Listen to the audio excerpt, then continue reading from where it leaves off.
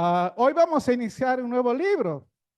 Hemos terminado Levítico y wow, que ha sido fascinante ver todo lo que hemos visto y hemos aprendido y lo que Dios nos ha enseñado a través de ese libro. Y hoy nos toca comenzar el libro de Números. Y honestamente para mí fue un reto porque ya vamos a ver por qué. Y bueno, es importante, hermanos, que todos tengamos todo el pasaje que vamos a leer. Y saben que solamente tenemos que leer 4 capítulos. ¿Está bien? 4 capítulos. Así que para que sea un poco más tranquilo y todo, he pedido a 4 hermanos que me ayuden leyendo este capítulo. Así que un hermano va a pasar y va a leer el capítulo 1. Y otro hermano va a pasar, va a leer el capítulo 2 y otra persona va a leer el 3 y otro el 4. Así todos vamos a tener la misma lectura. Así que adelante, hermano, por favor, voy a rogarle que nos ayude con la lectura de Números comenzando en el capítulo 1.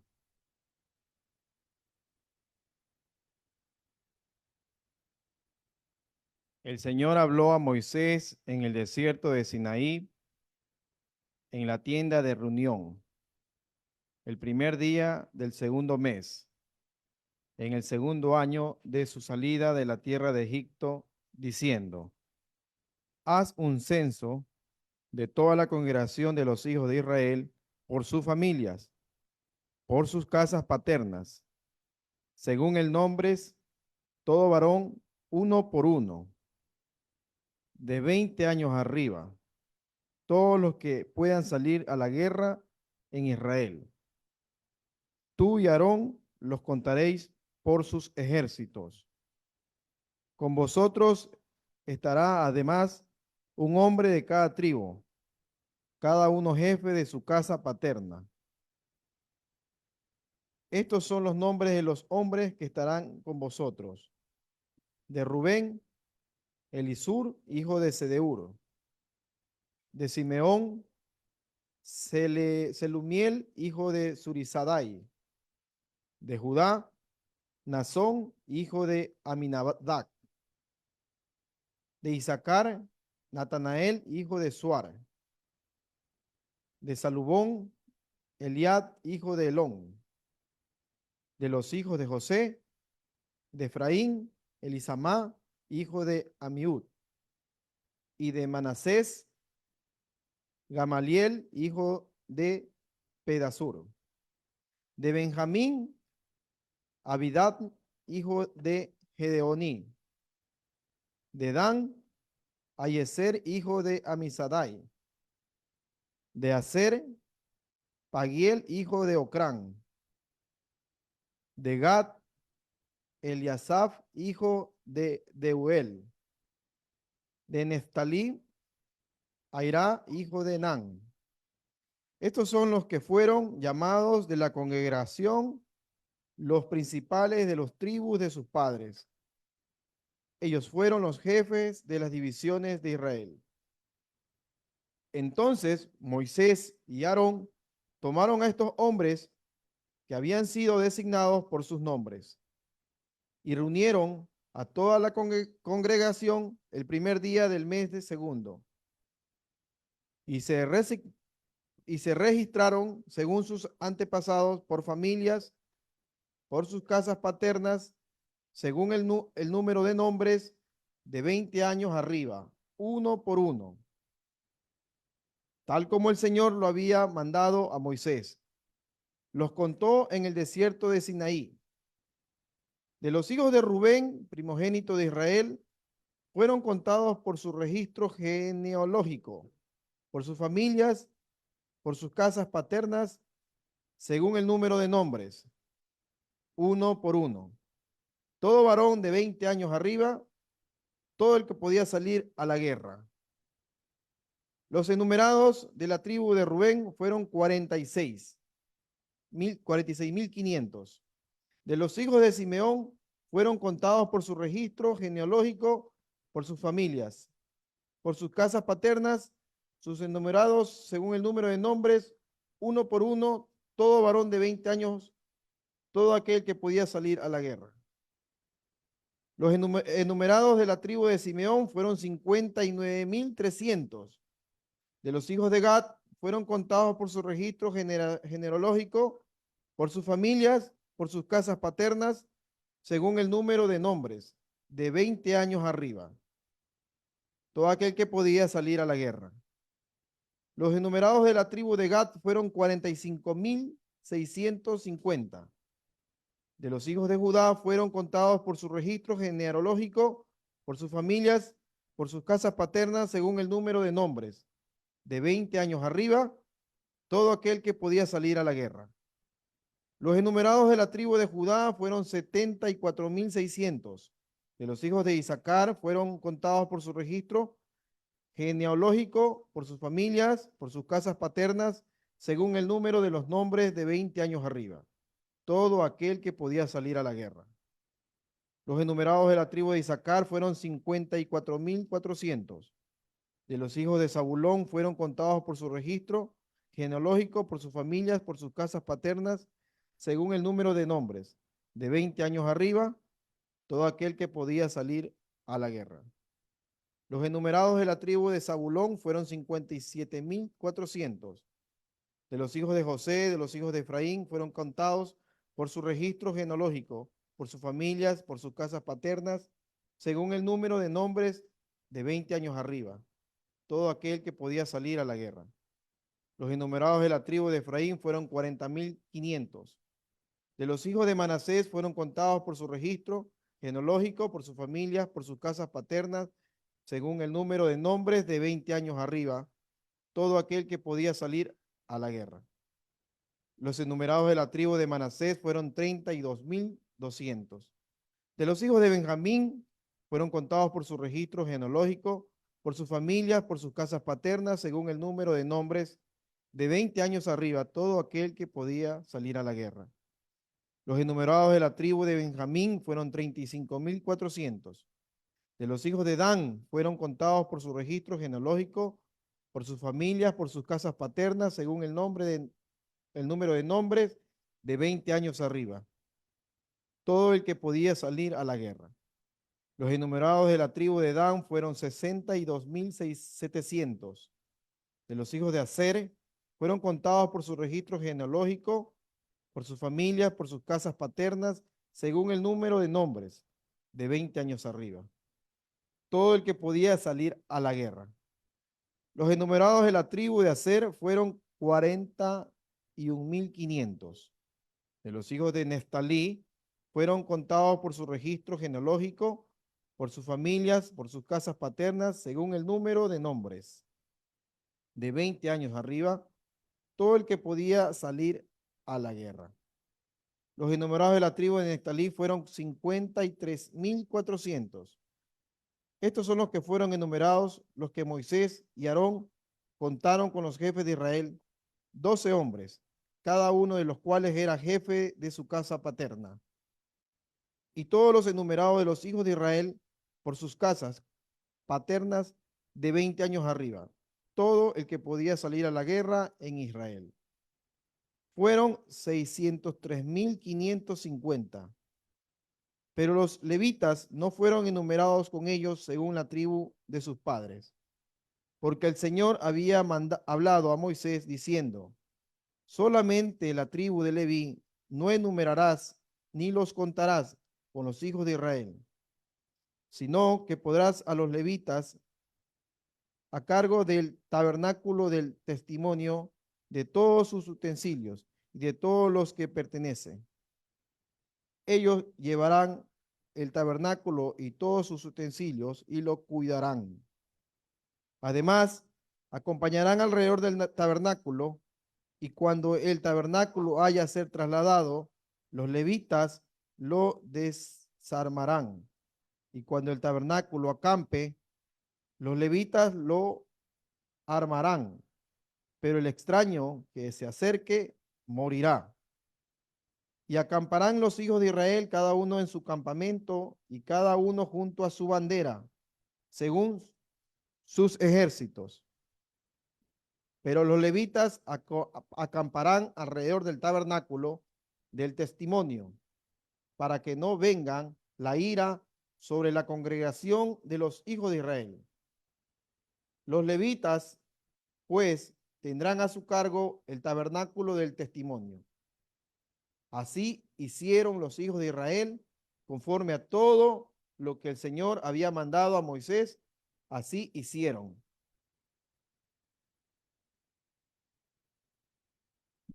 Y habló el Señor a Moisés y a Aarón diciendo: Los hijos de Israel acamparán, cada uno junto a su bandera, bajo las insignias de sus casas paternas, acamparán alrededor de la tienda de reunión a cierta distancia.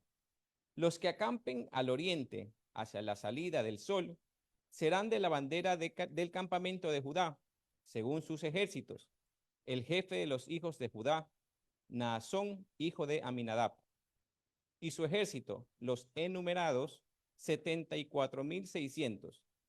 Y junto a él acampará la tribu de Isaacar. El jefe de los hijos de Isaacar, Natanael, hijo de Suar, y su ejército, los enumerados, 54,400. Después de la tribu de Zabulón, el jefe de los hijos de Zabulón, Eliab, hijo de Elón, y su ejército, los enumerados, 57,400. El total de los enumerados del campamento de Judá, 186,400 según sus ejércitos. Ellos partirán primero.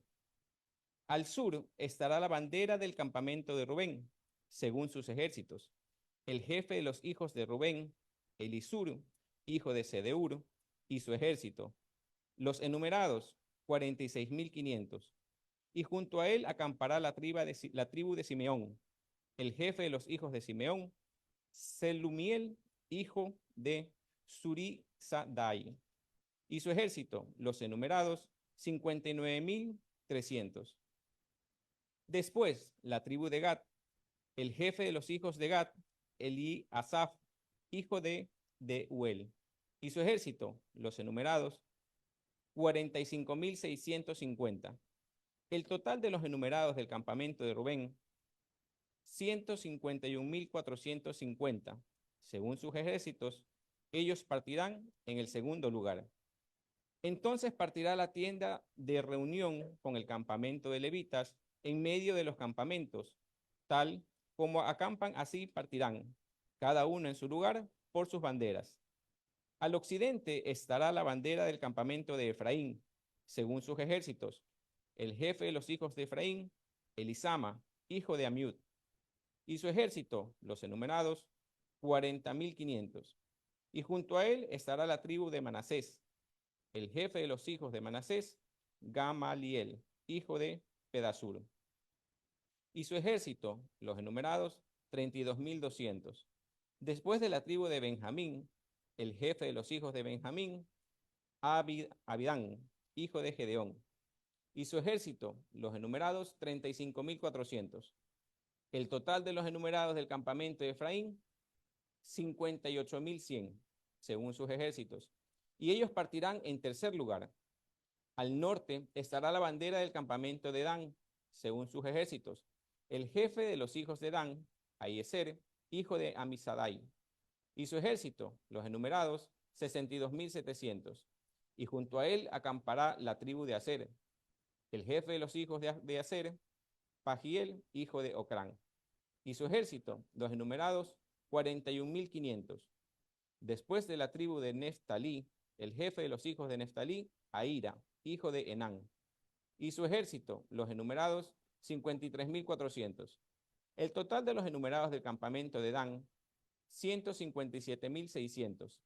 Ellos serán los últimos en partir según sus banderas. Estos son los enumerados de los hijos de Israel, por sus casas paternas. El total de los enumerados de los campamentos, según sus ejércitos, 603,550. Pero los levitas no fueron contados entre los hijos de Israel, tal como el Señor había ordenado a Moisés. Y los hijos de Israel hicieron conforme a todo lo que el Señor había ordenado a Moisés. Así acamparon por sus banderas y así partieron, cada uno según su familia, conforme a su casa paterna. Y estos son los registros de los descendientes de Aarón y Moisés, el día en que el Señor habló con Moisés en el monte Sinaí. Estos son los nombres de los hijos de Aarón: Nadab, el primogénito, Abiú, Eleazar e Itamar. Estos son los nombres de los hijos de Aarón, los sacerdotes ungidos a quienes él ordenó para que ministraran como sacerdotes. Pero Nadab y Abiú murieron delante del Señor cuando ofrecieron fuego extraño ante el Señor en el desierto de Sinaí, y no tuvieron hijos.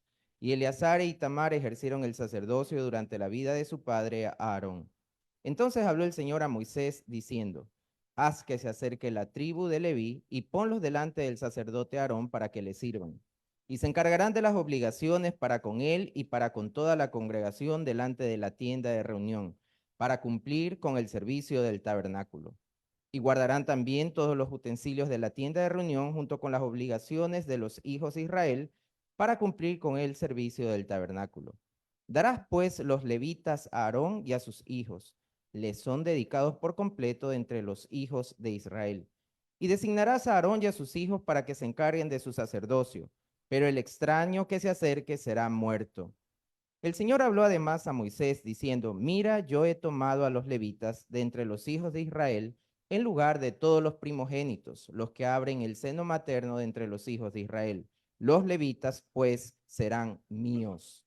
Porque mío es todo primogénito. El día en que herí a todos los primogénitos en la tierra de Egipto, consagré para mí a todos los primogénitos en Israel, desde el hombre hasta el animal. Míos serán, yo soy el Señor.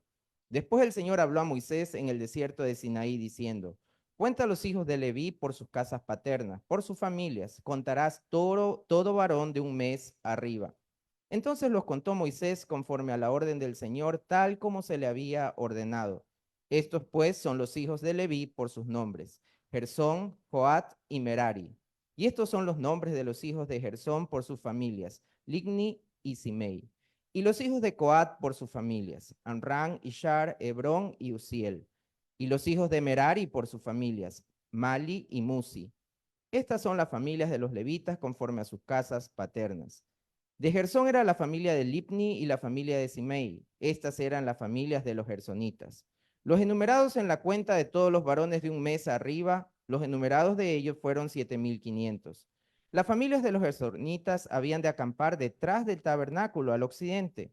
El jefe de las casas paternas de los gersonitas era Eliasaf, hijo de Lael. Las responsabilidades de los hijos de Gersón en la tierra de reunión incluían el tabernáculo y la tienda, su cubierta, el velo de la entrada de la tienda de reunión, las cortinas del atrio, el velo para la entrada del atrio que está alrededor del tabernáculo y del altar, y sus cuerdas conforme a todo su servicio. Y de Coat eran la familia de los Anramitas, la familia de los Isharitas, la familia de los Hebronitas y la familia de los Uzielitas. Estas eran las familias de los coatitas. Según el censo de todos los varones de un mes arriba, había 8,600 que desempeñaban los deberes del santuario. Las familias de los hijos de Coat habían de acampar al lado sur del tabernáculo.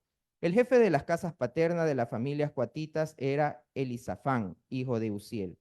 A cargo de ellos estaban el arca, la mesa, el candelabro, los altares, los utensilios del santuario con que ministran el velo y todo su servicio. El principal de los jefes de Leví era Eleazar, hijo del sacerdote Aarón, encargado de los guardas que cuidaban el santuario. De Merari eran la familia de los malitas y la familia de los musitas. Estas eran las familias de Merari. Los enumerados en el censo de todos los varones de un mes arriba eran 6,200. Y el jefe de las casas paternas de las familias de Merari era Suriel, hijo de Abiail.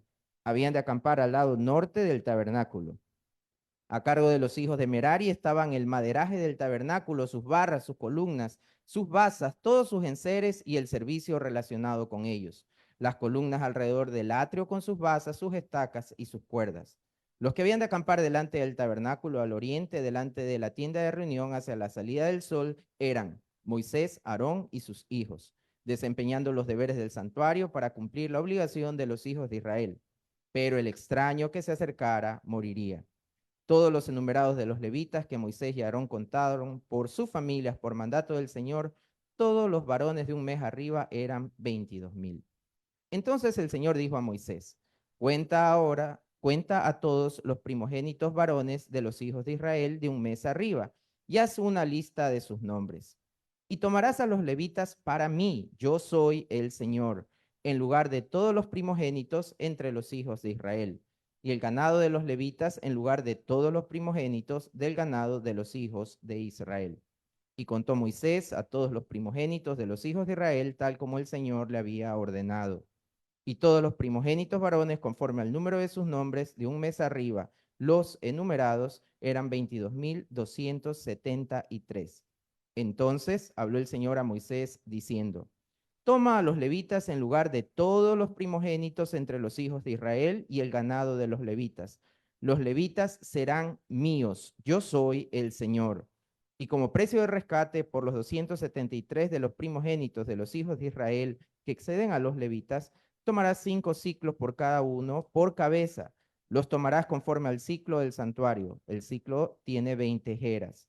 Y da el dinero, el rescate de los que hay en exceso entre ellos, a Aarón y sus hijos. Moisés pues tomó el dinero de rescate de todos los que excedían el número de los redimidos por los levitas. De los primogénitos de los hijos de Israel tomó el dinero conforme al ciclo del santuario, 1,365 ciclos. Entonces Moisés dio a Aarón y a sus hijos el dinero del rescate por mandato del Señor, tal como el Señor había ordenado a Moisés. Capítulo 4.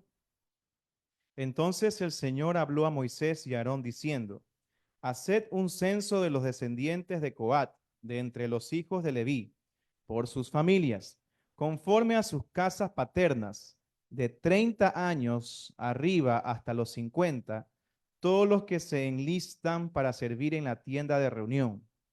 Este será el servicio de los descendientes de Coat, en la tienda de reunión con relación a las cosas más sagradas.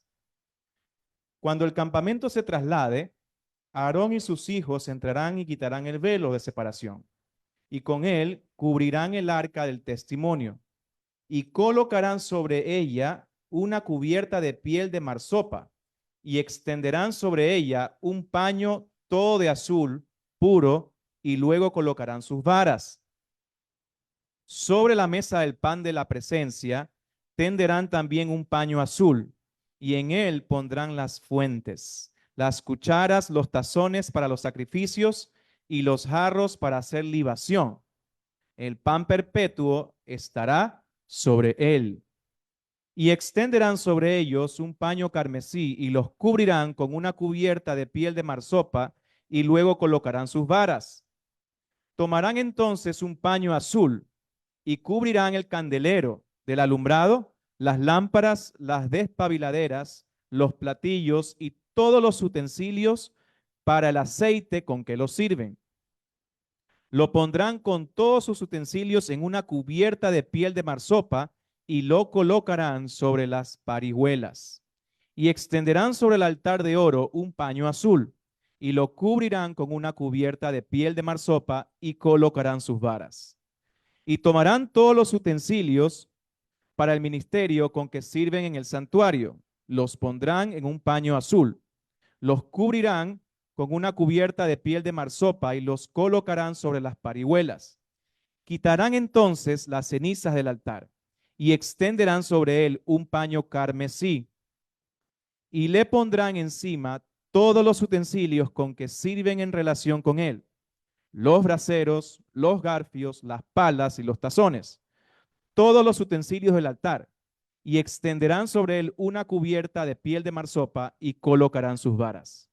Cuando Aarón y sus hijos hayan terminado de cubrir los objetos sagrados y todos los utensilios del santuario, cuando el campamento esté para trasladarse, vendrán después los hijos de Coat para transportarlos, pero que no toquen los objetos sagrados, pues morirían. Estas son las cosas que transportarán los hijos de Coat en la tienda de reunión.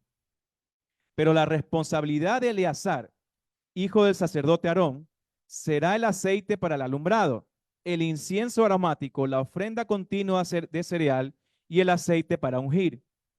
Tendrá la responsabilidad de todo el tabernáculo y de todo lo que en él hay, con el santuario y sus enseres. Después el Señor habló a Moisés y a Aarón diciendo, no permitáis que la tribu de las familias de los coatitas sea coartada de entre los levitas. Esto haréis con ellos para que vivan y no perezcan cuando se acerquen a los objetos santísimos. Aarón y sus hijos entrarán y señalarán a cada uno de ellos su trabajo y su carga, pero no entrarán ni por un momento a ver los objetos sagrados para que no mueran. Y habló el Señor a Moisés diciendo, haz también un censo de los hijos de Gersón por sus casas paternas según sus familias. Los contarás desde los 30 hasta los 50 años de edad, todos los que se enlisten para cumplir el servicio, para hacer la obra en la tienda de reunión. Este será el ministerio de las familias de los gersonitas para servir y para transportar. Llevarán las cortinas del tabernáculo de la tienda de reunión con su cubierta, la cubierta de piel de marsopa que está encima de él, el velo de la entrada de la tienda de reunión, las cortinas del atrio, el velo para la entrada del atrio que está alrededor del tabernáculo y del altar, con sus cuerdas y todos los utensilios para el servicio de ellos. Todo lo que se deba hacer, ellos lo harán. Bajo las órdenes de Aarón y de sus hijos estará todo el ministerio de los hijos de los gersonitas, en relación con todas sus cargas y todo su trabajo. Y tú le asignarás como responsabilidad todas sus cargas. Este es el servicio de las familias de los hijos de los gersonitas en la tienda de reunión. Sus deberes estarán bajo la dirección de Itamar, hijo del sacerdote Aarón. A los hijos de Merari los contarás por sus familias, por sus casas paternas. Los contarás desde los 30 hasta los 50 años de edad. Todos los que se enlisten para servir en la tienda de reunión. Esta es su responsabilidad de lo que han de transportar para todo su servicio en la tienda de reunión. Las tablas del tabernáculo, sus barras, sus columnas, sus basas, las columnas alrededor del atrio y sus basas, sus estacas y sus cuerdas, con todos sus utensilios y con todo su servicio, y les asignarás por nombre los objetos que se han de transportar. Este es el servicio de las familias de los hijos de Merari para todo su servicio en la tienda de reunión. Estarán bajo las órdenes de Itamar, hijo del sacerdote Aarón. Entonces Moisés y Aarón y los jefes de la congregación contaron a los hijos de los coatitas por sus familias y por sus casas paternas. De 30 años en adelante hasta los 50, todo el que se enlistó para servir en la tienda de reunión. Y los enumerados por sus familias fueron 2,750. Estos son los enumerados de las familias coatitas. Todos los que servían en la tienda de reunión, a quienes Moisés y Aarón contaron conforme al mandamiento del Señor por medio de Moisés. Estos son los enumerados de los hijos de Gersón por sus familias y por sus casas paternas. De 30 años en adelante hasta los 50, todo el que se enlistó para servir en la tienda de reunión. Los enumerados por sus familias, por sus casas paternas, fueron 2,630.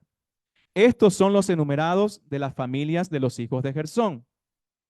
Todos los que servían en la tienda de reunión, a quienes Moisés y Aarón contaron conforme al mandamiento del Señor. Y estos son los enumerados de las familias de los hijos de Merari, por sus familias y por sus casas paternas. De 30 años en adelante hasta los 50, todo el que se enlistó para servir en la tienda de reunión. Los enumerados por sus familias fueron 3,200. Estos son los enumerados de las familias de los hijos de Merari, a quienes Moisés y Aarón contaron conforme al mandamiento del Señor por medio de Moisés. Todos los enumerados de los levitas, a quienes Moisés y Aarón y los jefes de Israel contaron por sus familias y por sus casas paternas, de 30 años en adelante hasta los 50, todo el que podía enlistarse para servir y hacer el trabajo de transportar la tienda de reunión. Fueron 8,580. Fueron contados conforme al mandamiento del Señor, dado por medio de Moisés, cada uno según su ministerio o según su cargo, y estos fueron los enumerados, tal como el Señor había ordenado a Moisés. Gracias, hermano. ¿Qué les parece la palabra del Señor? ¿Hemos aprendido algo? Wow. Ahora entenderán por qué fue un reto para mí. Y tal vez ahora sí vamos a saber por qué se llama el libro Números. ¿Sí? Tal vez usted se está preguntando al igual que yo, ¿no? Cuando leí estos capítulos, ¿qué podemos aprender de estos números? Tal vez, como alguien me dijo, aquí podemos escoger nombres para nuestros hijos, nombres bíblicos. Hay muchos nombres bíblicos, pero no, no es cierto. La misma palabra dice que toda la escritura es inspirada por Dios y es útil para enseñar, para redarguir, para corregir y para instruir en justicia. Así que si esto es cierto, hermanos, entonces estos 4 capítulos, aparte de los nombres que aparecen, la cantidad que aparecen, tiene algo para enseñarnos. Y bueno, vamos a comenzar diciendo que el libro de Números justamente se llama porque así aparece en una versión que se llama la Septuaginta, ¿no? Luego, en la Vulgata Latina también le dijeron números, pero en la Biblia hebrea, hermanos, se llama En el desierto, así se llama este libro. Justamente, si recordamos Éxodo y Levíticos, ellos están yendo en rumbo a la tierra prometida. Y en estos momentos, tanto Levíticos, cuando les da la ley, los mandamientos, y aquí en Números, están todavía en el monte Sinai. Todavía no han partido. Y antes de partir, Dios le dice a Moisés, cuenta. Esa es la palabra que más se repite en este libro, cuenta. Contaron, fueron contados. ¿No es cierto? Y le dice, cuenta. Y básicamente el libro se puede dividir en 3 secciones. Si ustedes lo pueden ver ahí, en la primera sección de los capítulos 1 al 14, justamente parten del monte Sinaí hasta Cádiz. Pero lo interesante de ahí es que justamente la generación que salió de Egipto es la que llega hasta ahí, y llamada la antigua generación. La segunda sección de los capítulos 15 al 20 transcurren en el desierto porque hay una transición entre la antigua y la nueva generación. La antigua muere. En aproximadamente 40 años, esa generación, la que salió de Egipto, muere. Y hay una transición justamente de esa antigua a la nueva. Y en los capítulos 21 al 36, de Cádiz llegan a Moab. Moab está justo al frente, está a orillas del río Jordán y al frente está la tierra prometida. ¿Sí? Entonces, de Cádiz a Moab está ahora la nueva generación. Y saben que cuando veamos Deuteronomio, no sé si va a seguir la secuencia, pero justamente Deuteronomio fue escrito antes de cruzar el río Jordán. Todo Deuteronomio está antes de cruzar el río Jordán y Moisés tiene que enseñar una vez más la ley porque la antigua generación que había escuchado la ley en el monte Sinaí habían muerto.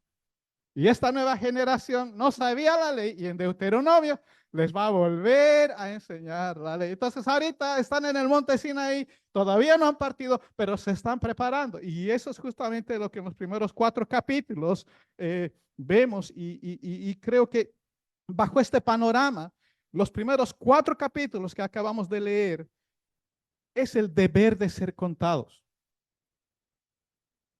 El propósito por el cual cada miembro del pueblo de Dios debe ser registrado, debe ser contado.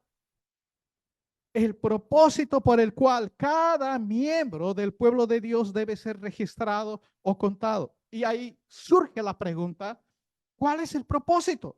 ¿Cuál es el propósito por el cual cada miembro del pueblo de Dios debe ser registrado? Y ahí, mis hermanos, quiero proponer 2 razones por las cuales, ¿por qué es el deber del pueblo de Dios de ser registrado o contado. Si me ayudan cambiando ahí, en primer lugar, vamos a ver por el compromiso total del pueblo hacia Dios. Esa es una de las razones por qué el pueblo de Dios debe ser contado. No es una sugerencia, es un deber. Y esto lo vemos en los capítulos 1 y 2. Pero la segunda razón la vemos en los capítulos 3 y 4. Y es por el compromiso total de Dios hacia su pueblo. Esos son los propósitos por el cual cada miembro del pueblo de Dios deben ser contados. Así que vamos a ir al primer aspecto. La primera razón por el cual el pueblo de Dios tiene el deber de ser registrado o contado es por el compromiso total del pueblo hacia Dios. Y eso lo vemos en los capítulos 1 y 2. Note cómo comienza el capítulo 1. Dice, el Señor habló a Moisés en el desierto del Sinaí, en la tienda de reunión, el primer día del segundo mes, en el segundo año de su salida de la tierra a Egipto. Y el versículo 2 dice, haz un censo de toda la congregación de los hijos de Israel por sus familias, por sus casas paternas, según el número de nombres, todo varón, uno por uno. Note lo que está diciendo aquí, de toda la congregación, nadie se libra. Es un deber. Uno por uno. Tampoco es en grupos, uno por uno. Nadie se salva. Todos deben ser contados. De esta manera podemos ver cómo cada miembro, uno por uno, es decir, todos deben ser registrados o deben ser contados. Dos razones de este primer punto nos van a mostrar de este compromiso de deber del pueblo para con Dios al ser registrado. En primer lugar, tienen que ser contados para la guerra. Y en segundo lugar, el orden en que tienen que acampar. ¿Sí? Fíjense cómo dice el versículo 3. De 20 años arriba, todos los que pueden salir a la guerra en Israel, tú y Aarón, los contaréis por sus ejércitos. No sé cuántos acá tienen 20 años. ¿O cuántos tienen más? ¿Te animarías a ser enlistado para ir a la guerra? Pero es un deber. No nos gusta, pero es un deber. Bueno. Y miren lo que dice el versículo 18 y 19.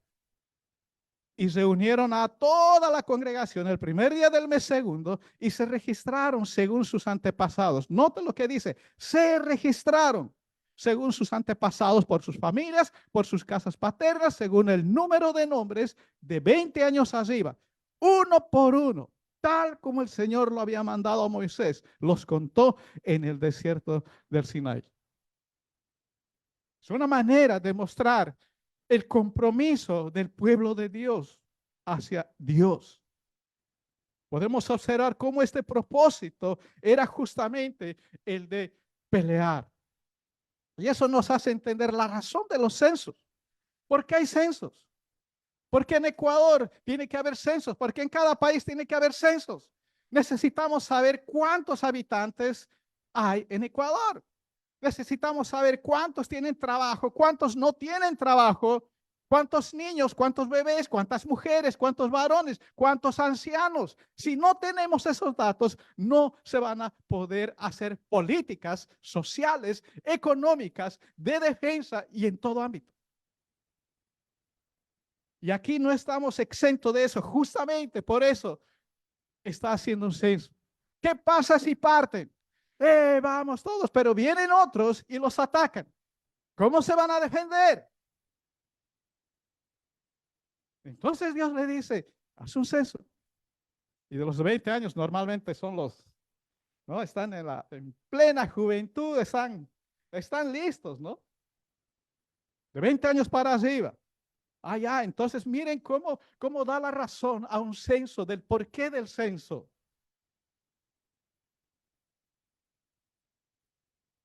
Pero un detalle importante es que en los versículos 46 al 54, la tribu de Leví no iba a ser contado para la guerra.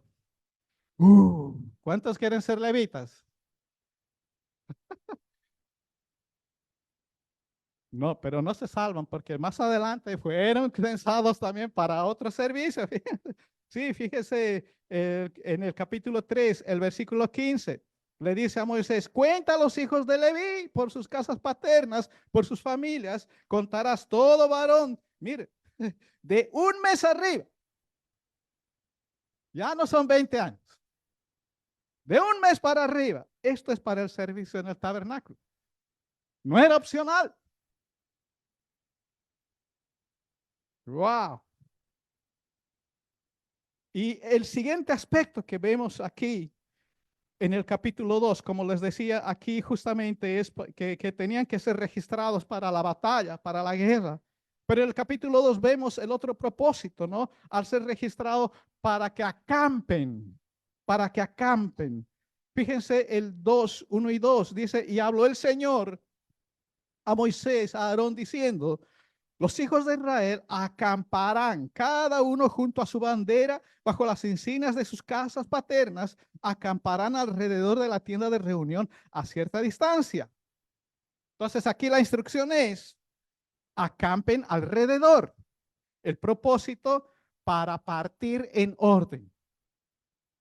No es, vamos, tenían que hacerlo en orden. Y más o menos, si me ayuda con la siguiente imagen, más o menos esta es la idea. Fíjense, lo que está encerrado en círculo rojo, ese es el orden en el cual deberían acampar las tribus. Y ahí tal como se ha leído, ¿no? Hacia el oriente, en la puerta de la entrada estaba Moisés y Aarón. Al lado sur estaban justamente Judá, Isaacar y Zabulón. En el oriente, es decir, hacia el oeste, Rubén, Simeón, Gad. Hacia el norte, están Dan, Aser y Neftalí. Y en el capítulo 2, si me ayuda con la siguiente, estimado hermano, este es el orden de partida. Acamparon así alrededor, pero el orden de partida debería ser primero el arca y después seguirían la tribu de Judá, de Isaacar y Zabulón. Detrás de ellos, Rubén, Simeón, Gad. Detrás de ellos, Efraín, Manasés, Benjamín. Detrás de ellos, Dan, Aser y Neftalí. Y los versículos 33 y 34 de este capítulo concluye diciendo, y los hijos de Israel hicieron conforme a todo lo que el Señor había ordenado a Moisés. Así acamparon por sus banderas y así partieron, cada uno según su familia, conforme a su casa paterna. Dos cosas hemos observado en estos dos capítulos. Uno, tenían que ser contados, registrados para la batalla. No había opción. Y en segundo lugar, deberían acampar en orden para partir en orden. Aquí vemos entonces, hermanos, para entender el propósito por el cual cada miembro del pueblo de Dios debe ser registrado o contado como compromiso total hacia el pueblo de Dios. Lo vemos porque estos jóvenes de 20 años no podían decir no puedo. No puedo, estoy en el colegio. No puedo, estoy en la universidad. No puedo, tengo una carrera excelente. No puedo, tengo un negocio excelente. No podían decir eso. Tenían que obedecer. No tenían opción. O eres o no eres parte de este pueblo. Así de sencillo. Eso es lo que nos enseña el capítulo 1. Y cuando se les ordenó que acamparan, tales en tal lugar, tales en el norte, tales en el sur, tales en el sur, tampoco tenían opción. No podían decir los que estaban en el sur, es que no, a mí no me gusta el sur. Yo quiero estar en el norte. Y los del norte, no, yo quiero estar en el oeste. Yo quiero. No, señor, no había opción. O Dios es Dios, o no lo es. Así de sencillo. O lo vas a obedecer, o no lo vas a obedecer. Así de sencillo. Al ser registrado, llámale membresía, llámale miembro activo, llámale ser parte de la congregación CCBG, etcétera. Estás diciendo, cuando eres registrado, cuando eres miembro, cuando eres contado como parte de esta familia CCBG, lo que estás diciendo, hermanos, soy parte de ustedes, soy uno más de ustedes, soy parte de esta familia llamada iglesia. Cuenten conmigo. A pesar de mis virtudes, de mis defectos, a pesar de mis debilidades, aquí estoy. Cuenten con mis recursos económicos, cuenten con mi tiempo. Esa es la manera en que expresas tu compromiso hacia Dios al ser contado como miembro de esta iglesia local. Lo interesante, ¿y saben por qué? Tal vez sospechamos. ¿Por qué no hubo protestas? O por lo menos no está registrado. Tal vez sí hubo, pero no está registrado. Y si no está registrado es que no era importante. No se ve que había protestas. Ah, yo no quiero, yo no quiero. ¿Y saben qué? Cuando vimos el gráfico de dónde deberían acampar, están alrededor donde el centro está, ¿quién? ¿O qué?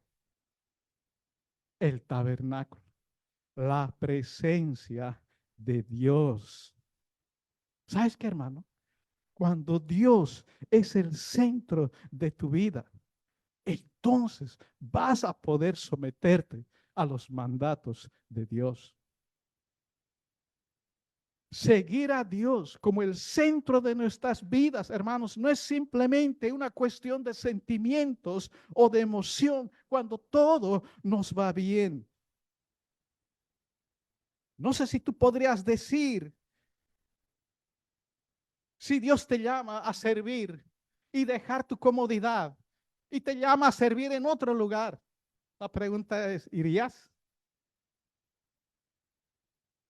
Tendrías que dejar tu negocio tal vez, tu profesión tal vez, pero ¿serías obediente a Dios si Dios te llama?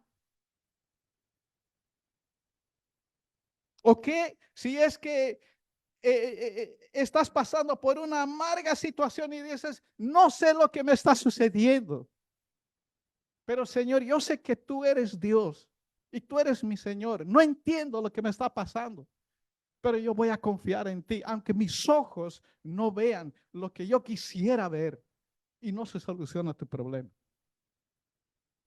¿Estarías dispuesto a pasar por esa situación?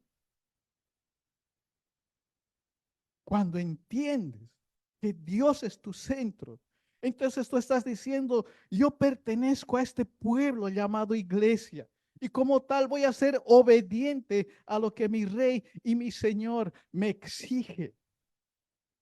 Y lo vas a hacer sin protestar. Tal vez lo vas a hacer con miedo, obvio. Tal vez vas a sentir vergüenza, tal vez vas a sentir, no sé, pero sabes que al hacerlo, estás demostrando tu lealtad hacia Dios y tu compromiso hacia Dios. Eso es entender que el pueblo de Dios debe ser registrado o contado en respuesta al señorío de Dios. Hermanos, es lindo llegar a la congregación. Las sillas están acomodadas, todo está chévere. El equipo de sonido, hay cámara, hay hermanos en la alabanza, el patio está bonito, el césped está cortado, ¿no?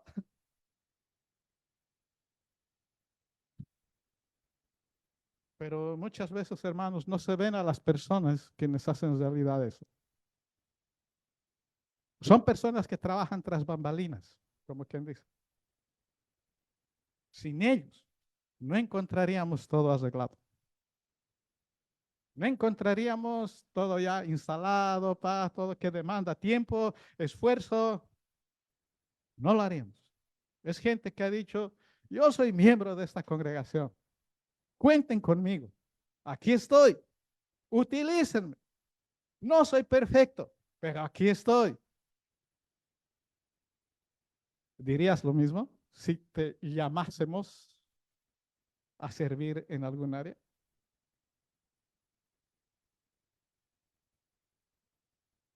¿Qué tal si te llamamos a servir como maestra de la escuela dominical? ¿Estarías dispuesto? Con los jóvenes, en alabanza, en esto de las cosas que no se ven, pero está ahí. ¿O vas viendo? Hermanos, para servir en el Señor, para servir al Señor y mostrar tu compromiso hacia Él, no hay jubilación. No importa la edad que tú tengas, no hay jubilación. Puedes servir, eres útil. No es que tienes que ser mayor de edad, cumplir los 18 años. Ah, ya, ahora sí puedo servir. No hay edad. Tú puedes servirle en lo que sea necesario y tu capacidad de para eso. Tampoco se te va a exigir otra cosa. Pero la pregunta es, ¿estarías dispuesto? Así como en los 2 primeros capítulos, no tenían opción. O eres o no eres parte. Y obedecían. Y obedecieron. Sin protestar. Hay una pequeña historia que tal vez ustedes la conocen, pero creo que es acertado en esta ocasión mencionarla. Dice que había una vez 4 individuos llamados todo el mundo, alguien, nadie y cualquiera. Seguramente el que sabe, ya sé qué es. ¿No? Siempre había un trabajo que hacer. Todo el mundo estaba seguro de que alguien lo haría. Cualquiera podría haberlo hecho, pero nadie lo hizo. Alguien se puso nervioso porque todo el mundo tenía el deber de hacerlo. Al final, todo el mundo culpó a alguien cuando nadie hizo lo que cualquiera podría haberlo hecho. ¿Quién hizo la tarea?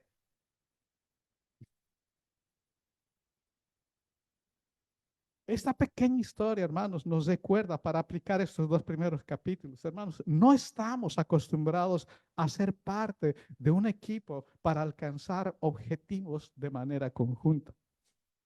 Y nos excusamos. Podemos hacerlo en los negocios, podemos hacerlo en el trabajo, en el colegio, en cualquier lugar. Pero en la iglesia, paradójicamente, nos excusamos. La pregunta es, ¿eres parte de esta congregación?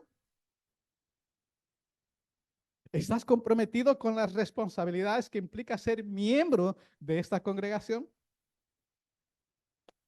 ¿Aceptarías participar en lo que se te requiera, aunque no sea cómodo para ti? ¿O te excusarías? Si eres miembro de esta familia, CCBG, y tu vida está centrada en Dios, dirás, aquí estoy. Cuenten conmigo. Comprometido totalmente con Dios. Así podemos observar este primer aspecto, donde el propósito por el cual cada miembro del pueblo de Dios debe ser registrado, debe ser contado. ¿Y cuál es este propósito por el cual cada miembro del pueblo de Dios debe ser registrado? La primera razón, ya lo vimos, por el compromiso total del pueblo hacia Dios. O eres o no eres parte de esta familia. Y en segundo lugar, que vamos a ver ahora, por el compromiso total de Dios con su pueblo. Y esto lo vemos en los capítulos 3 y 4. Por ejemplo, en el 3:1 dice así: y estos son los registros de los descendientes de Aarón y Moisés el día que el Señor habló a Moisés en el monte Sinaí. Y en el capítulo 4 vemos los detalles de las labores y los deberes de los levitas al transportar los utensilios, como lo hemos leído. Por ejemplo, en los versículos 2 y 3 del capítulo 4 dice: haced un censo de los descendientes de Coat, de entre los hijos de Leví, por sus familias, conforme a sus casas paternas, ¿no? De 30 años arriba hasta los 50. Todos los que se enlistan para servir en la tienda de reunión. ¿Saben qué es lo enfático de esto? Es justamente como en la imagen que vamos a observar. La misma imagen, pero esta vez miren, el pueblo de Dios acampando por familias, por tribus alrededor, pero entre el tabernáculo y el pueblo general de Dios están justamente los levitas. Aarón como sacerdotes y Moisés, y luego los levitas. ¿Notan algo interesante? Están entre el pueblo y el tabernáculo. ¿Sí? ¿Cuáles eran estos deberes de estos levitas? Desarmar y transportar y armar el tabernáculo donde volviesen a acampar. Ahora, hay algo interesante aquí que vamos a observar y es como si formasen un círculo protector. Porque ¿qué pasaba si se acercaban al tabernáculo? Pero aún peor, ¿qué pasaría si estos levitas, los levitas, miraban los utensilios? Vamos a leer el capítulo 3, el versículo 10, y dice, y designarás a Aarón y a sus hijos para que se encarguen de su sacerdocio, pero el extraño que se acerque será muerto. Ahora, los levitas, los gersonitas, los coatitas, los meraritas, 3:38. Los que habían de acampar delante del tabernáculo al oriente, delante de la tienda de la reunión, hacia la salida del sol, eran Moisés, Aarón y sus hijos, desempeñando los deberes del santuario para cumplir la obligación de los hijos de Israel. Pero el extraño que se acercara moriría. 4:15. Cuando Aarón y sus hijos hayan terminado de cubrir los objetos sagrados y todos los utensilios del santuario, cuando el campamento esté para trasladarse, vendrán pues los hijos de Coat para transportarlos, pero que no toquen los objetos sagrados, pues morirían. 4:20. Pero no entrarán ni por un momento a ver los objetos sagrados para que no mueran. ¿Cuál es la palabra que más se repite ahí? ¿Quién quiere ser levita? Hermanos, era un oficio de vida o muerte cada día, literalmente. Pero hay otro aspecto aquí y está en el capítulo 3, los versículos 12 al 13, porque ahí habla de un rescate. Redención, por ejemplo, en el 3, 40 al 43 dice, entonces el Señor dijo a Moisés, cuenta todos los primogénitos varones de los hijos de Israel de un mes para arriba y haz una lista de sus nombres y tomarás a los levitas para mí. Yo soy el Señor en lugar de todos los primogénitos entre los hijos de Israel y el ganado de los levitas en lugar de todos los primogénitos del ganado de los hijos de Israel. Y contó Moisés a todos los primogénitos de los hijos de Israel tal como el Señor le había ordenado. Y todos los primogénitos varones conforme al número de sus nombres de un mes arriba, los enumerados serán 22,273. Ojo, ese número es importante. ¿Por qué? Porque en el 3, 4 al 51 dice así. Entonces habló el Señor a Moisés diciendo, toma a los levitas en lugar de todos los primogénitos entre los hijos de Israel y el ganado de los levitas. Los levitas serán míos, yo soy el Señor. Y como precio de rescate por los 273 de los primogénitos de los hijos de Israel que exceden a los levitas, tomarás 5 ciclos por cada uno, por cabeza. Los tomarás conforme al ciclo del santuario. El ciclo tiene 20 jeras. Y da el dinero, el rescate de los que hay en el exceso, entre ellos a Aarón y a sus hijos. Moisés pues tomó el dinero de rescate de los que excedían el número de los redimidos por los levitas, de los primogénitos de los hijos de Israel, tomó el dinero conforme al ciclo del santuario, 1,365 ciclos. Entonces Moisés y Aarón y a sus hijos dieron el dinero del rescate por mandato del Señor, tal como el Señor había ordenado. Ahora, hay 22,000 levitas, pero 22,273 primogénitos. Según lo que acabamos de leer, los levitas tenían que suplir, tenían que sustituir a los primogénitos, pero hay una diferencia de 273 personas. ¿Qué hacemos con esas 273?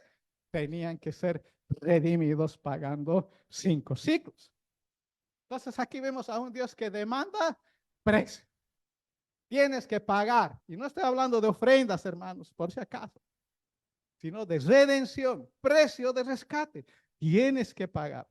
Ahora, si unimos esos dos aspectos, la muerte de los levitas, que tocasen los utensilios, que mirasen los utensilios, pero a la vez también vemos que hay que pagar una redención. La pregunta que viene tal vez a nosotros es, ¿quién es este Dios que mata? ¿Quién es este Dios que pide redención, precio? ¿Quién es este Dios? Y saben que hay dos respuestas, como una moneda con dos caras. La primera, Dios es completamente diferente a nosotros. Es totalmente santo. Esa es la razón por qué en Levítico, cuando hemos estudiado, tenían que ofrecer esto y esto. Algunos se han preguntado por qué. Que Dios es tan santo, hermanos, que no admite ni una pizca de pecado. Es totalmente diferente a nosotros. En teología eso se llama trascendencia. Es decir, Él es otro que está en otro nivel. Pero a la vez, la otra cara de la moneda, Dios está en medio de nosotros. Para entender quién es este Dios que mata, quién es este Dios que exige precio. Es uno totalmente distinto a nosotros, pero a la vez también está en medio de nosotros. Y saben que creo que esto es lo que nos cuesta entender a nosotros. Dios, si bien no tolera ni una pizca de pecado, y el que mira así con pecado, e incluso en Levítico hemos visto que si el sumo sacerdote entraba al lugar santísimo y había una pizca de pecado, salía muerto, porque es totalmente distinto a nosotros, pero también habita en medio de nosotros. Por eso en el gráfico han visto quién está en el centro, el tabernáculo. ¿Y quién habita ahí? Dios. Dios en medio de nosotros. ¿Ven esta diferencia? Parece contradictorio. Dios es completamente distinto a nosotros, pero también Dios está en medio de nosotros.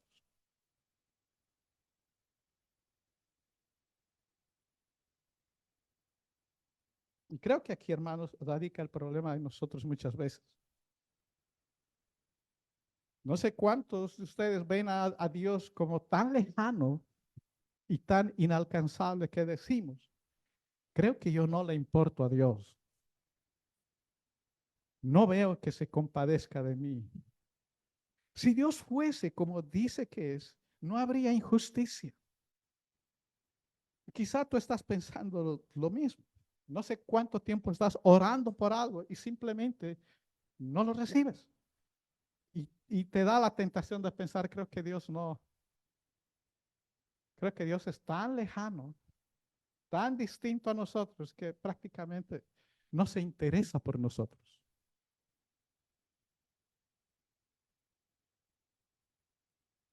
No siento su amor, no siento su misericordia, no siento su compasión. Pero vemos que por un lado Dios es totalmente diferente a nosotros, pero hermanos, paradójicamente, y todos sabemos que paradoja no es contradicción, es una aparente contradicción. Él habita en medio de nosotros.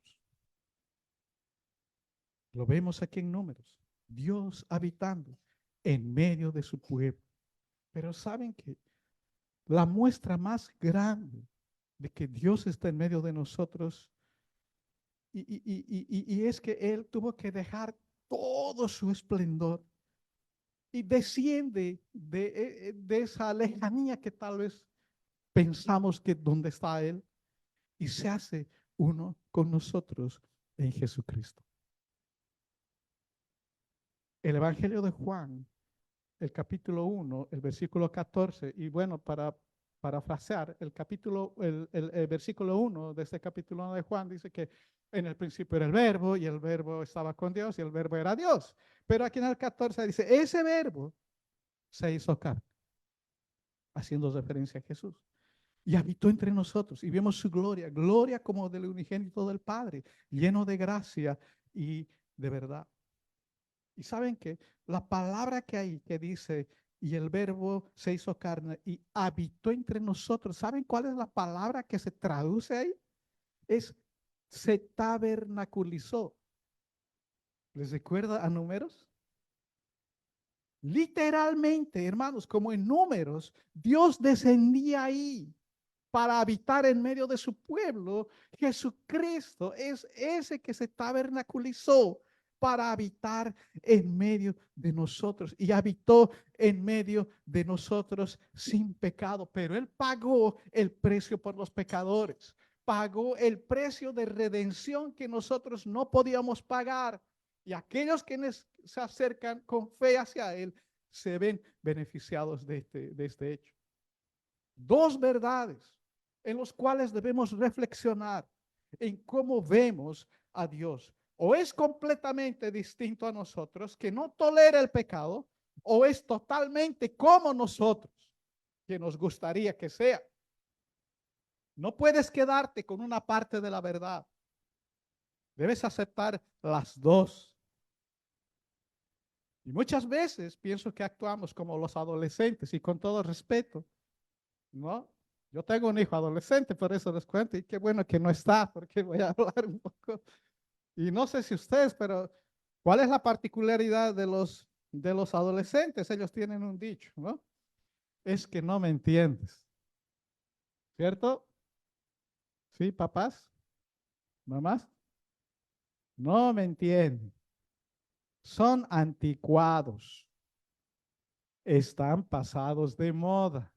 Y como ellos manejan ahora más que nosotros esos aparatos electrónicos, no saben. ¿Sí? ¿Es cierto o no? Porque yo he llegado a esa conclusión, ¿no? ¿Sí? Pero con este ejemplo, hermanos, a veces nosotros vemos así a Dios. No me entiende. Es un viejito que está con un rayo. Al primer momento donde yo peco, me va a tirar el rayo y me va a castigar. Es un viejito pasado de moda. Pero hermanos, la Biblia no dice eso. La Biblia nos muestra que Dios es completamente distinto a nosotros, es santo, pero a la vez también está con nosotros y habitó y se compadece de nosotros.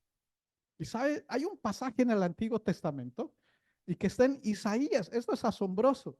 Y si me ayuda el hermano,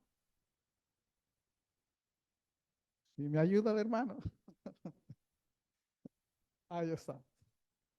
Ya, miren lo que dice este pasaje para entender justo lo que les estoy diciendo. Dice así, porque así dice el alto, el sublime, ese que es distinto a nosotros, santo completamente, que vive para siempre, cuyo nombre es santo, no es como nosotros, es santo, santo, santo. Habitó en lo alto, es inalcanzable, trascendente, no es como nosotros. Pero miren, dice, y también, ese y también, justamente dice, si él vive allá, también vive con el contrito y humilde de espíritu. Dios habitando en medio de nosotros. ¿Entienden lo que les quiero decir y lo que en Números capítulo 3 y 4 podemos observar? Por eso la tarea del levita prácticamente era al filo de la muerte. Un Dios completamente distinto a nosotros, santo, pero paradójicamente vive en medio de nosotros. Él está en medio de tu tristeza, en medio de tu aflicción. Él está contigo. Eso es lo que está diciendo. Así que, hermano, no piense que Dios está tan lejano que no le importa a usted. Si bien Él es completamente distinto, en Cristo, Él está con usted ahí. Pero la mala noticia es que cuando usted está pecando y piensa que nadie lo ve, Dios está ahí presente, viendo en vivo y directo cómo usted está pecando. La buena noticia es que Él, que está en medio de nosotros, que si confesamos nuestros pecados, Él es fiel y justo para perdonarnos, porque Él habita en medio de nosotros. Y si usted está pasando por una circunstancia difícil, hermano, la palabra de Dios dice que Él habita en medio del corazón triste.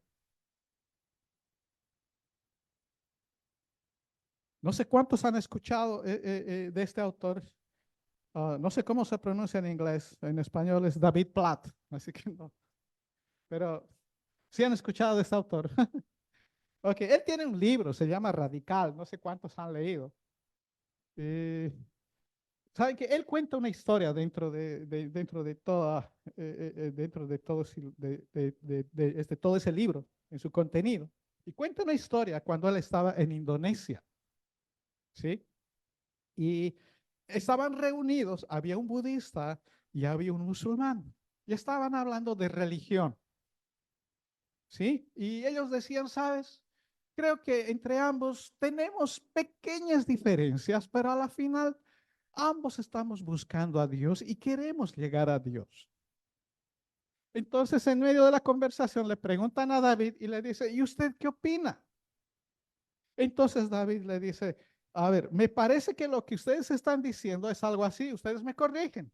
¿Sí? Ok, es como si hubiese una montaña y en el pico de la montaña está Dios.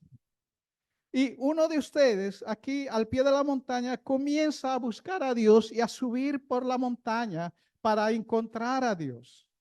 Pero el otro coge el otro camino y sube también para buscar a Dios. Y a la final ambos van a encontrar a Dios. Eso es lo que están diciendo. Y todos dijeron, sí, justamente eso es lo que estamos diciendo. Entonces David Platt les dice, ¿y qué pensarían si yo les dijera que no es necesario que ustedes traten de encontrar a Dios, sino que ese Dios que está en la cima de la montaña desciende a buscarlos a ustedes? Entonces ellos dicen, wow, sería magnífico. Entonces David le dice, permítame presentarles a Jesús. Hermano, no sé tú cómo estás buscando a Dios. No sé si usted que nos está viendo, o no sé cuántos de ustedes están tratando de buscar a Dios de esa manera. No importa el camino, igual vamos a llegar a Dios.